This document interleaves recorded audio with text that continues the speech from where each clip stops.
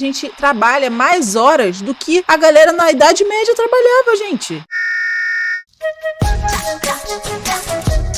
Olá, terráqueos! Hoje a gente vai ver o Gaio Fato falando pra gente sobre aquela polêmica que teve aí de um vídeo que viralizou nas redes sociais, falando que ninguém mais quer trabalhar hoje em dia. Eu não concordo com isso, né? Acredito que vocês também não, mas se você aí concorda com isso, então vamos assistir o vídeo junto que eu tenho certeza que você vai mudar de opinião. De um tema que vocês pediram bastante, sobre a blogueira que fez o vídeo dizendo que ninguém mais quer trabalhar. Mas será que ninguém mais quer trabalhar? Ninguém mais quer trabalhar? Você quer trabalhar? Eu não quero não, mas eu tenho, né?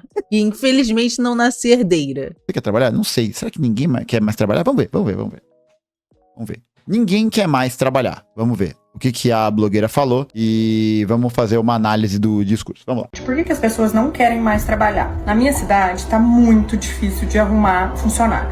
Eu nunca tive do outro lado, eu nunca fui funcionária, eu nunca fui Entendi. Então ela já começa a falar que ela nunca esteve do outro lado, então ela não entende por quê, né? Ai, poxa. Ai, foda.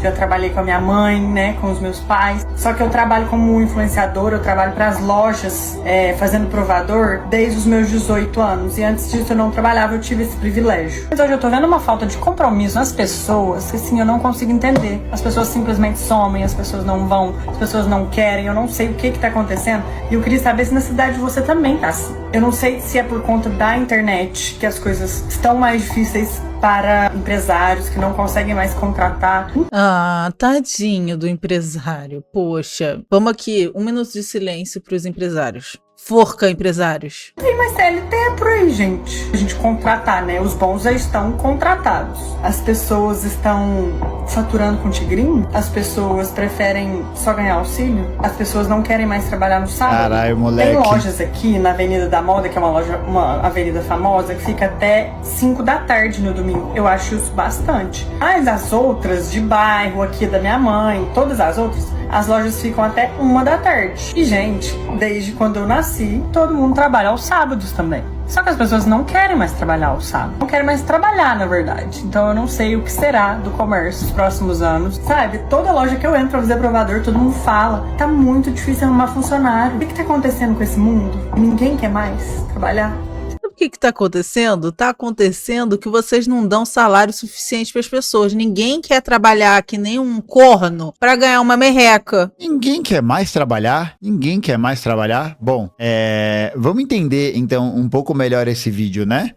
Acho que ele tem algumas camadas que num primeiro momento não parecem ser tão importantes, mas eu acho que a gente precisa conversar a respeito desse discurso. Vamos lá. Que show da Xuxa é esse, né? Cara, eu vi esse vídeo ontem à noite, né, no dia 29 de setembro, porque estavam me pedindo muito pra falar sobre esse tema, e eu acho que, enfim, já tem muitos reacts, muitas assistidas e outras análises disponíveis, né, que inclusive pediram pra assistir também, mas eu queria dar uma outra perspectiva a respeito desse vídeo, que é o fato de que, de uma certa maneira, né, eu acho que o discurso que essa blogueira tá apresentando é um discurso que deixa em evidência uma coisa, que é o fato de que, sim, ninguém quer mais trabalhar, porque ninguém aguenta mais trabalhar, né? Eu acho que isso é um sentimento que faz parte de muita gente hoje em dia, né? Acho que a gente tem percebido cada vez mais um número cada vez maior de pessoas que se encontram num estado de exaustão com relação ao trabalho, que é gigantesco, assim, né? Que é, tipo, enorme, que afeta a saúde, enfim, acho que não é muito interessante essa ideia de saúde física e saúde mental como coisas apartadas uma da outra, né? Concordo, Gaio. Tá tudo interligado, é tudo uma saúde. A saúde mental influencia na saúde física e a saúde física influencia na saúde mental. Então não dá pra gente separar uma coisa da outra. Como se o seu bem-estar psíquico, né? Sei lá, o seu bem-estar consigo mesmo, com a vida e tal, não tem relação direta com essa saúde física, né?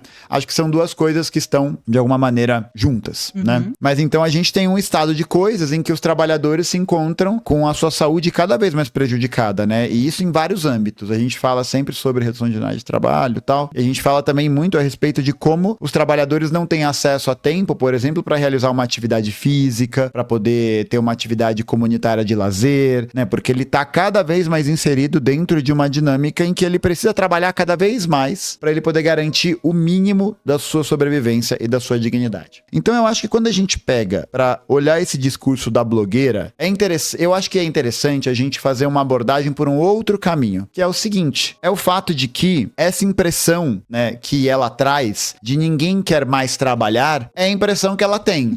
Né? É a impressão que ela tem com relação a como o mundo do trabalho está organizado. E se você parar para pensar muito, assim, rapidamente, isso é verdade, como a gente acabou de falar aqui. Sim. A gente vê que, enfim, as revistas, né, as Forbes da vida, os Valor Econômico da vida, têm tentado criar e apresentar fenômenos, né, da geração que não quer trabalhar, né, da geração que não quer ascender, né, economicamente dentro da empresa, né, de um grupo de pessoas que tá de boa, sabe? Que tá cada vez mais arisco em relação à forma de como o trabalho foi construído ao longo do tempo, né? Construído ao longo das épocas. A gente viu o vídeo do Ian falando de burnout financeiro e o outro de CLT Premium. A gente viu uma série de vídeos do Ian exatamente falando sobre essas nomenclaturas que a Forbes dá, que as empresas grandes têm dado ultimamente para tentar justificar ou para tentar, na verdade, eles tentam culpabilizar o indivíduo por esse problema que não foi o indivíduo que causou, né? E, gente, o Marx já dizia, né? O trabalhador só se sente à vontade no seu tempo de folga, porque o seu trabalho não é voluntário, é imposto, é um trabalho forçado. E é exatamente isso que a gente vive. Quando o nosso trabalho é forçado, quando a gente não tem tempo para ter lazer, para descansar, para fazer outras coisas da vida, a não ser trabalhar, quando a gente vive numa escala 6x1, que a gente trabalha 6 dias na semana e só descansa um, e nesse dia a gente tem que fazer todas as outras coisas na nossa vida que não seja trabalho. Isso quando não é situações de, por exemplo, domésticas que acabam dormindo na casa dos patrões, sabe?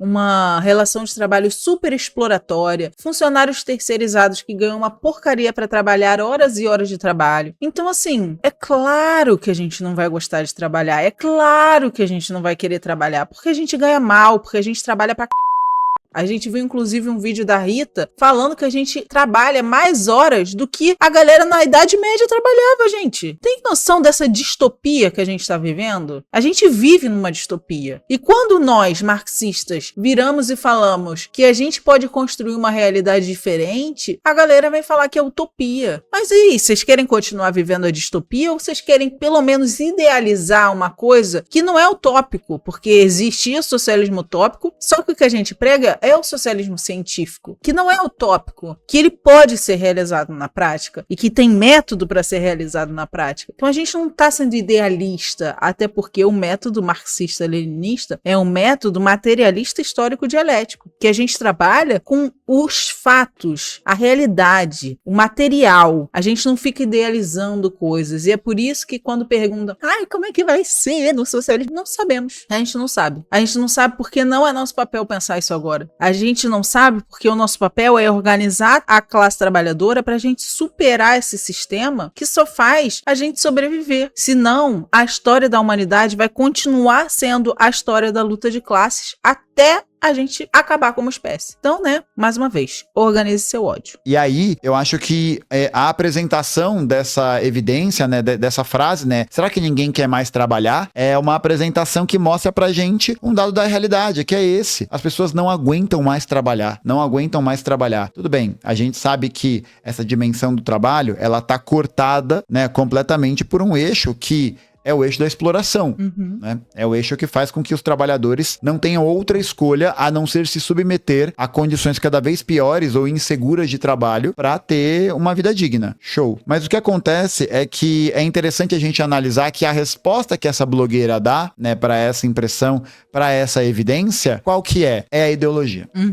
É a ideologia dominante, Porque aí ela vai pegar essa impressão que ela tá tendo, das pessoas, por alguma razão, não se estarem mais interessadas interessadas em trabalho, né? Ou não estarem... ela fala, né? Tipo, às vezes as pessoas somem, às vezes as pessoas não dão resposta, né? E a gente tem visto, assim, cada vez mais comum essa ausentação, né? Esse processo de ausência que as pessoas têm cada vez mais, né? De sumiço, de, tipo, estarem cansadas mesmo, né? E aí é muito interessante, porque a gente percebe que o discurso dessa blogueira tá atravessado por uma ideia, por uma lógica da ideologia dominante, que é a lógica da valorização do trabalho como algo abstrato, como algo ali que tá ligado a uma ideia de valorização meio fantasmagórica, né? Meio, sei lá, meio ideológica, né? É isso. E ideológica no sentido de reforçar aspectos da própria ideologia dominante, né? Na verdade, eu acho que tem mais a ver com uma teologia da prosperidade que vem do protestantismo, que vem do Martim Lutero lá de trás, que fala que o trabalho é que engrandece o homem. Então, eu acho que tem um pouco disso daí, até porque a gente tem visto uma grande ascensão de religiões protestantes nos últimos anos que pregam essa ideologia, que é essa teologia da prosperidade, que tanto são os coaches que propagam, sabe? Os pastores têm propagado nos últimos anos. Então, eu acho que também tem muito disso daí, porque é isso, aí é muito fácil falar que Deus falou que todo mundo tem que trabalhar e você que fique muito feliz de trabalhar, sabe? É uma solução muito fácil. Sendo que, gente, eu queria ver se alguém tivesse do lado dessa menina e virasse pra ela, você ia gostar de ter que acordar 4 horas da manhã todos os dias pra pegar mais 2 horas de transporte público, pra ir trabalhar mais 8 horas, um trabalho super estressante e cansativo, e aí ter que depois pegar mais 2 horas de trânsito pra casa, e aí quando você chegar em casa já tá tarde, seus filhos já estão dormindo, você ainda tem que fazer comida, você ainda tem que arrumar a casa e dormir, porque no dia seguinte você tem que acordar 4 horas da manhã de novo pra ir trabalhar. Essa menina, como ela mesma falou, ela nunca precisou fazer isso, então ela não tem nem noção do quanto é desgastante, estressante passar por essas situações. Só que se tem alguém ali do lado dela mostrando a real, talvez isso fique um pouco mais claro pra ela. E é isso que a gente tem que tentar fazer todas as vezes que alguém falar um absurdo desse do nosso lado, é tentar pegar na dor da pessoa e dar um pouquinho de empatia pra gente mostrar que a maioria das pessoas tá se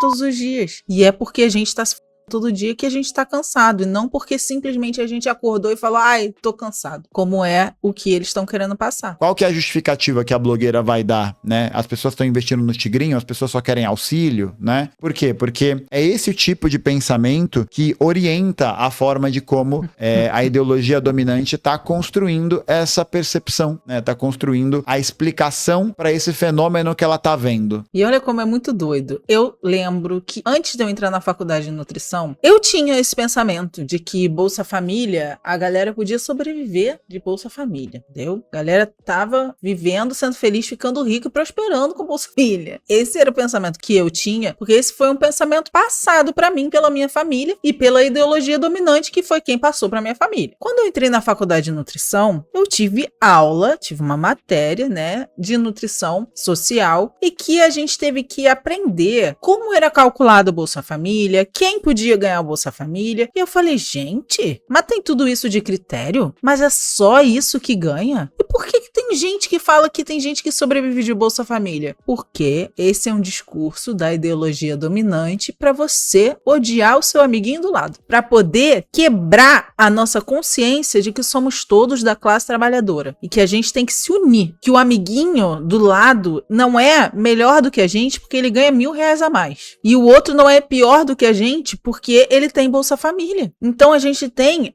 que transformar esse discurso. A gente tem que inverter essa lógica para que os trabalhadores se reconheçam um no outro. Reconheçam que ali do outro lado tem alguém que passa pelas mesmas dores que eu passo. Talvez um pouco mais, talvez um pouco menos, mas no final das contas está todo mundo aqui fudido, enquanto eles estão reclamando que a gente não trabalha. Sendo que é a gente que produz tudo que eles utilizam. Se todos os trabalhadores do mundo agora parassem, a luz ia acabar, a água ia acabar, a internet ia acabar, porque não é o trabalhador que depende do patrão, e sim o patrão que depende do trabalhador. E aí, é claro, isso deixa também muito em evidência o caráter de classe que essa análise tem, o caráter de reconhecimento da diferenciação, o reconhecimento porque ela até inclusive diz, né, eu tive o privilégio de trabalhar como, não sei o que lá, de modelo, sei lá o que, não sei o que é, mas de trabalhar desse jeito tal, e eu nunca fui CLT, então tem um reconhecimento, né? Tem um reconhecimento de pertencimento a um outro lugar social, né?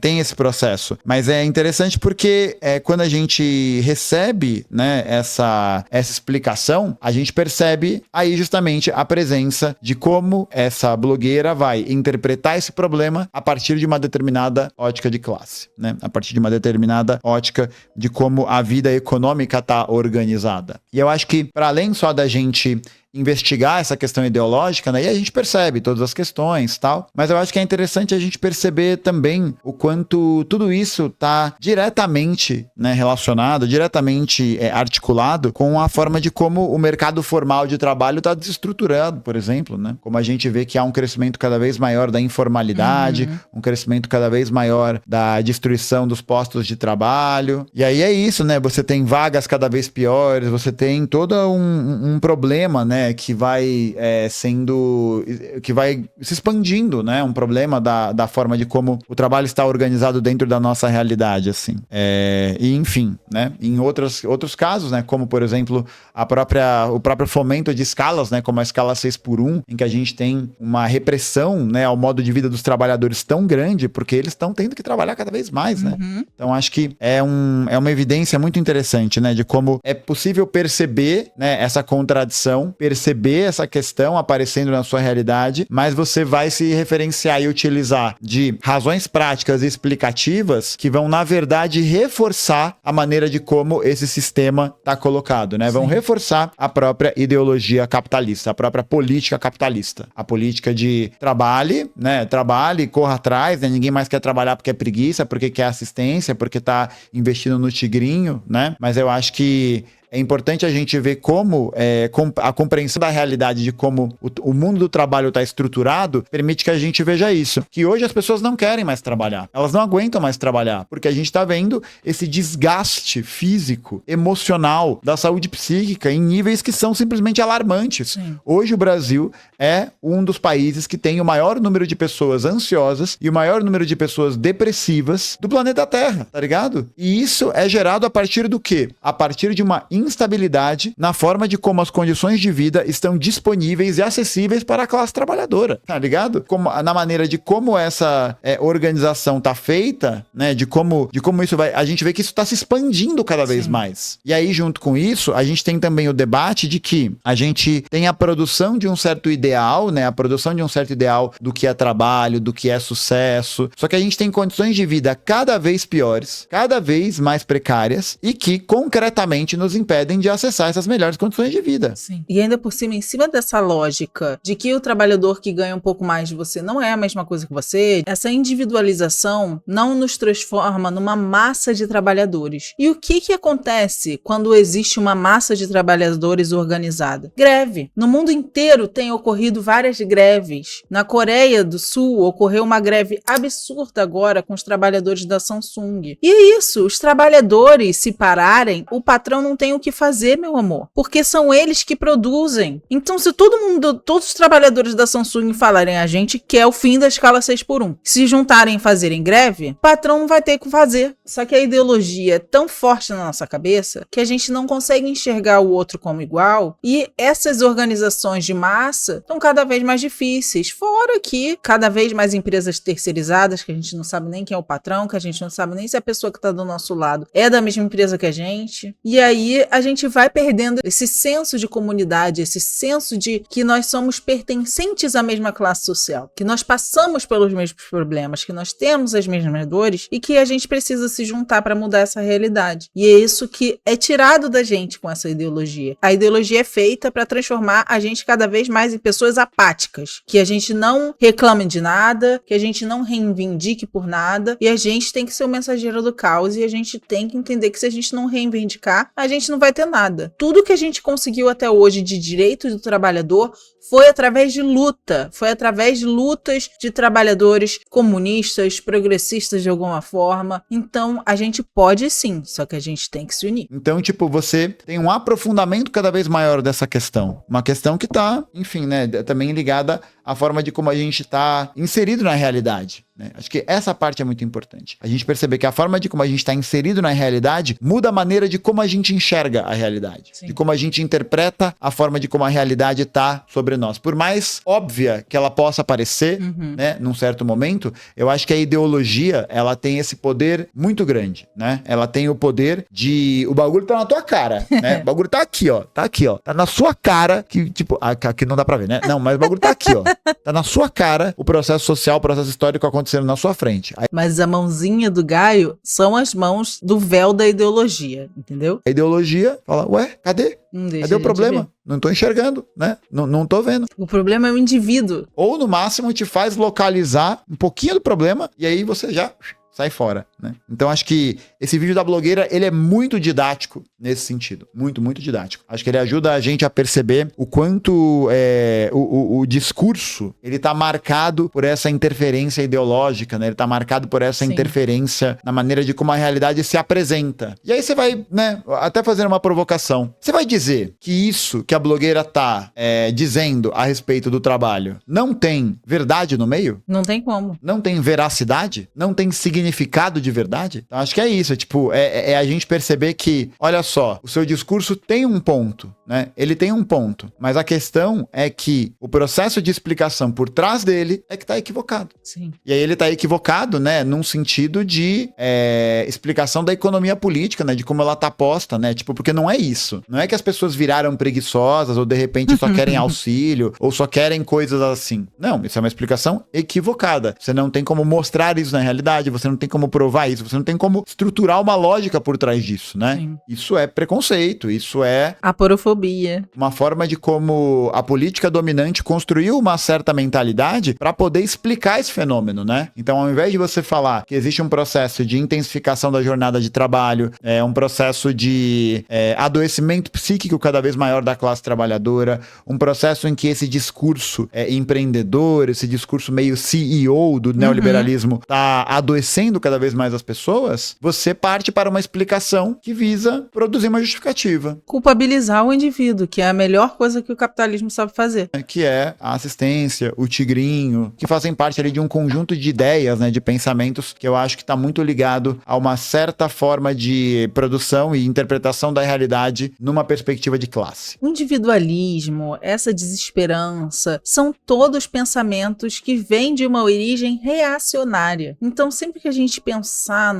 umas coisas desse tipo, a gente tem que parar e analisar de onde que está vindo esse pensamento. Será que a gente está tentando culpabilizar os indivíduos? Por que isso? É isso que o capitalismo faz a gente fazer. Culpabilizar o indivíduo por problemas que são coletivos e são gerados, de maioria das vezes, pelo próprio capitalismo. E aí a grande questão é essa. No final das contas, a gente percebe que o nosso conhecimento, né, sobre, enfim, né, para fazer essa crítica, para poder fazer esse apontamento e tal, ele vem no sentido não só da gente, enfim, né, se divertir, né, com esse tipo de coisa, mas também da gente perceber o quanto a ideologia está presente e o quanto essa ideologia serve a um determinado propósito social, serve para sustentação de um determinado discurso, de uma determinada política. Ela ganha um caráter de naturalidade, ela ganha um caráter de, sempre foi assim, né? Porque ela, inclusive, a blogueira fala isso, né? Olha que interessante, ela fala isso. Ela fala, quando eu era criança, todas as lojas ficavam abertas o dia todo. Hoje não estão mais. Então, o que pode explicar essa incongruência da realidade? O que pode explicar esse abalo, né, da forma de como a realidade está posta, está apresentada? Aí que entra justamente o campo da ideologia, que vai produzir uma certa forma de explicação para aquele fenômeno que serve a um determinado propósito de classe, a uma determinada forma de organização social e que beneficia uma certa política, beneficia uma certa forma de enxergar o mundo.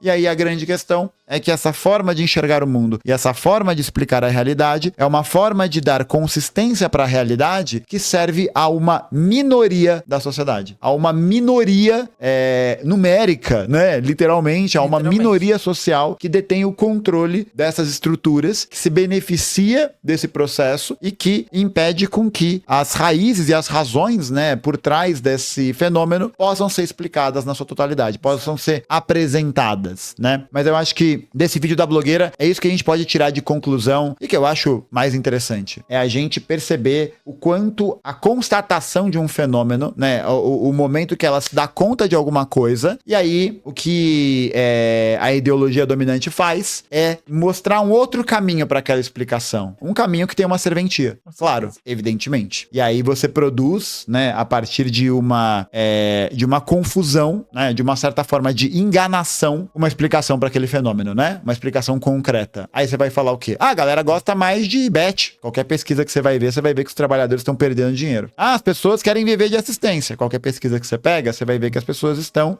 se dissociando cada vez mais de programas de assistência, né? Ou pelo menos Opa, vazou a rota. A tendência dos programas de assistência social, né, há um tempo atrás eram de tipo, manutenção, tal, do benefício e uma hora saída. Então não é bem isso, né? Apesar da gente ver hoje um número de cortes no programa de assistência cada vez maiores, né? Pessoas dependendo cada vez mais de programa de assistência social e tendo cada vez menos acesso. Na verdade, é isso que está acontecendo. Então, olha que interessante, né? A pessoa tem uma percepção, uma ideia, uma visão do que está acontecendo, mas ela está submetida a um sistema de pensamento, ela está submetida a uma lógica que a faz percorrer um determinado caminho para poder explicar essa realidade. Pure ideology, né?